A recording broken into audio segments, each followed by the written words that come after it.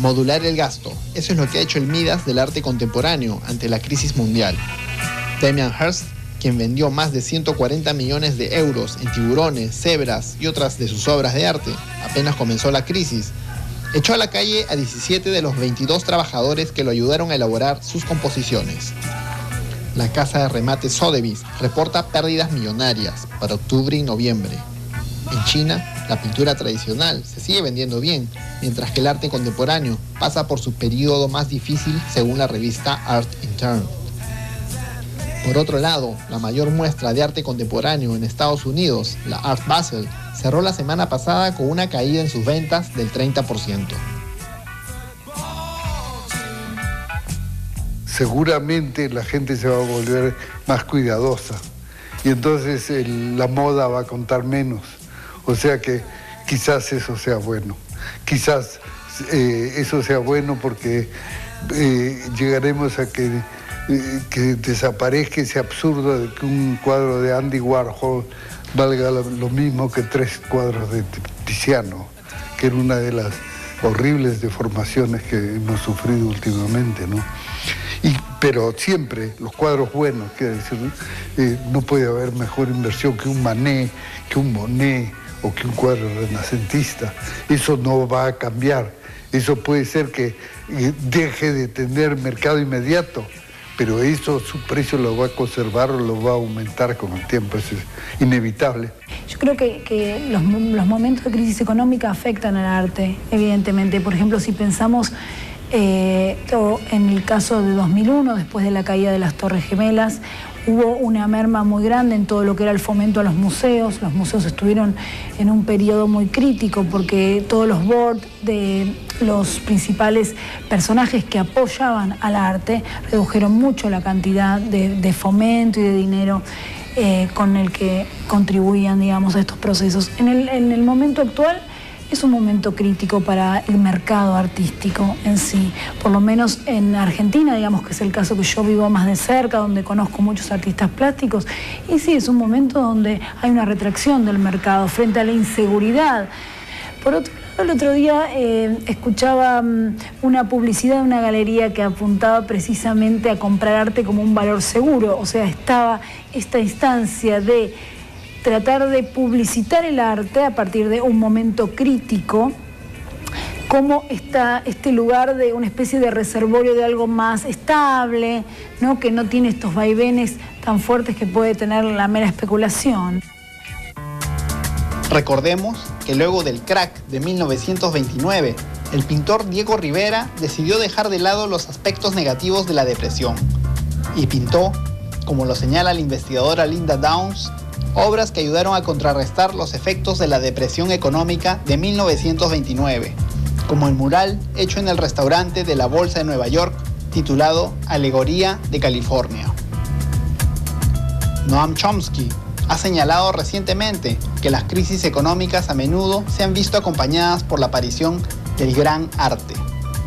Quizás, más allá del valor mercantil, estaríamos ante el surgimiento de una nueva forma de ver y hacer arte.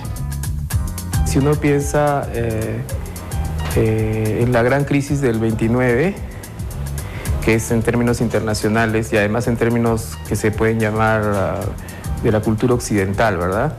Pero también en términos mundiales, uno se va a dar cuenta que el Museo de Arte Moderno de Nueva York se funda el año 29, justamente en noviembre de ese año. Entonces, la relación no es una relación, digamos, de determinación en términos de que si estamos mal en la economía mundial, estamos mal en el coleccionismo o en el arte. A veces hay relaciones inversas.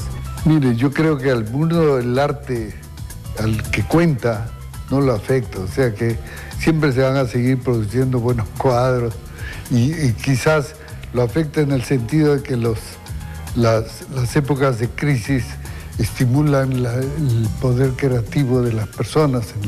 En las épocas de crisis es cuando más salen afuera los sentimientos profundos y los deseos de expresarlos.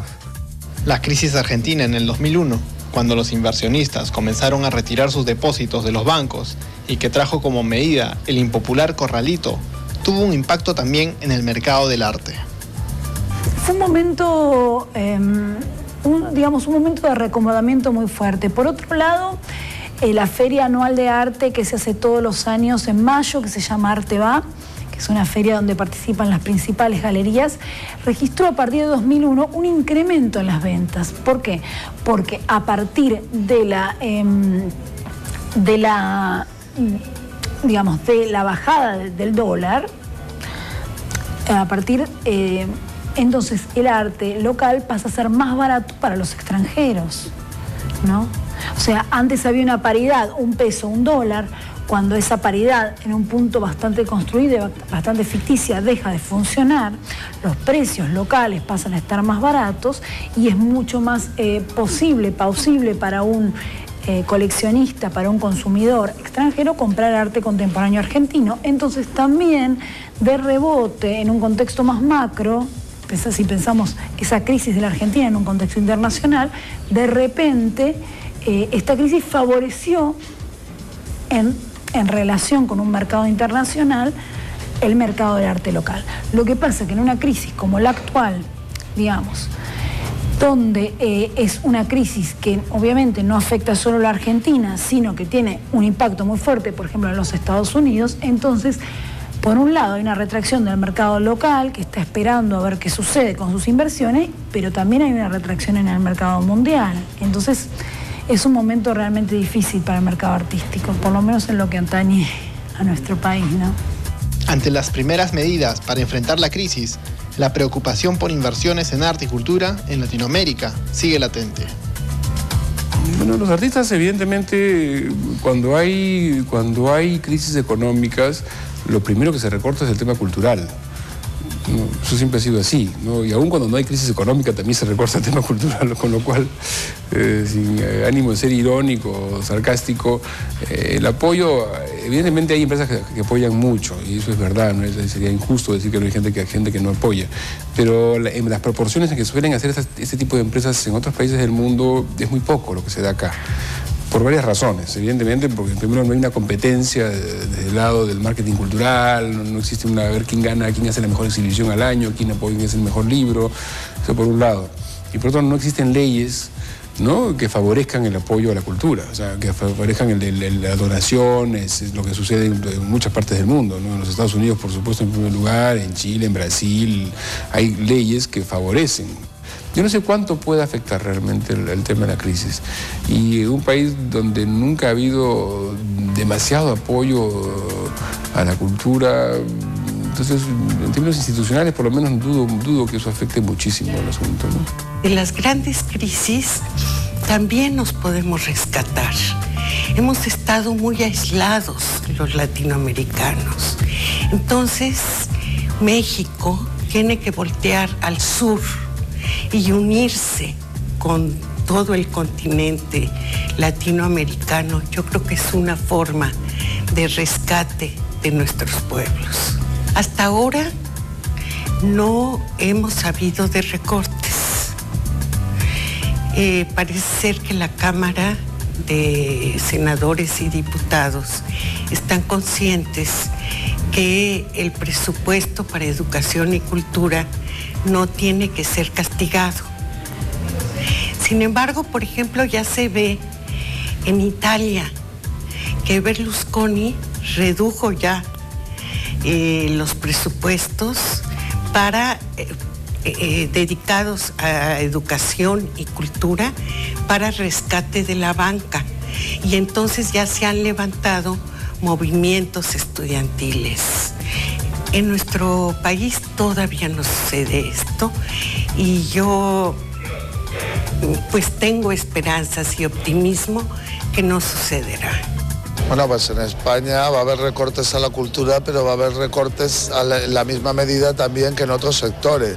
O sea, que creo que hemos aprendido la lección de que realmente no hay que recortarlo todo en cultura y muy poco en lo demás, sino que los recortes tienen que ser de alguna manera equitativos. Pero sí, lo vamos a sufrir porque realmente la cultura, la crisis ha pegado fuerte y todavía no ha tocado fondo. Y eso que yo soy optimista, ¿no? La reacción de nuestro país ante la crisis mundial esperemos se vea reflejada en la consolidación de políticas que no dejen de lado la inversión en cultura en nuestro país. Vamos a un corte comercial y al regreso volveremos con Isabel Córdoba y sus más de 20 libros de historias para niños.